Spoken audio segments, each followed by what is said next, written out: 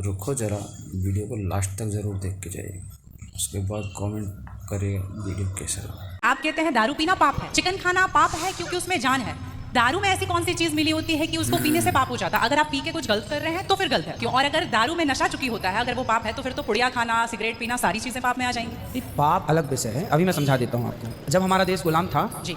तो एक अंग्रेज ने एक पंडित जी की कनपटी पे बंदूक रखी और अंग्रेज ने कहा, ये पंडित जी यहाँ हो, तुम बड़े पुजारी हो? हाँ पुजारी हूँ। हिंदू हो? हाँ। आज मैं तुम्हें गोली मारूंगा। पंडित जी बोले, क्यों मारोगे? बोले, आज 4 चीज़ें तुम्हारे सामने हैं। पहले, पराई स्त्री ला के रख दी, तुझे आज इसके संग रहना है। दूसरा, मांस रख दिया, आज तुझे मांस खाना है। और तीसरा, ढेर सारा सोना रख दिया, इतना सोना तो रोज भीख मांगता है ना, ले जा सोना। और चौथी, दारू रख दी, शराब। इन चारों में एक चीज तुझे लेनी पड़ेगी। बोल, क्या लेता है?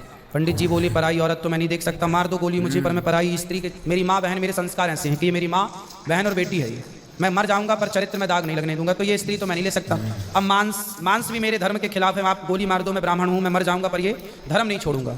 और रहा ये सोना भी नहीं लूंगा, क्योंकि मैं भीख इसलिए बेईमानी करता तो भीख क्यों मांगता? मैं ईमानदारी से भीख मांग के खा सकता हूँ, बेईमानी का करोड़ों नहीं ले सकता, इसलिए सोना भी नहीं लूंगा। पंडित जी को लगा ये तो पानी है, दारू शराब ये तो पानी है।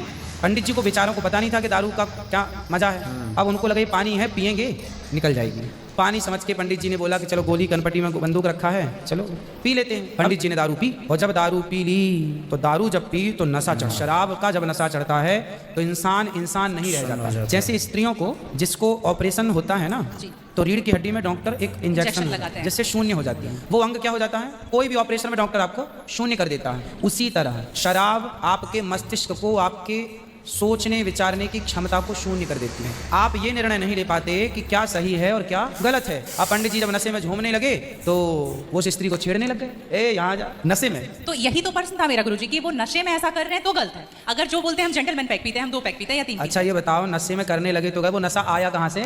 जहाँ से आया वही तो गलत है। नहीं, तो सारे फसाद की जड़ तो वही है। गुरुजी जब ज्यादा पी ले रहे हैं तो ऐसा हो रहा है, जो कम पी रहे हैं और ये कह रहे हैं कि कम पीने से ऐसा नहीं होता, आप ज्यादा। हमारे यहाँ 5 महापाप गिनाए हैं शास्त्रों ने जी।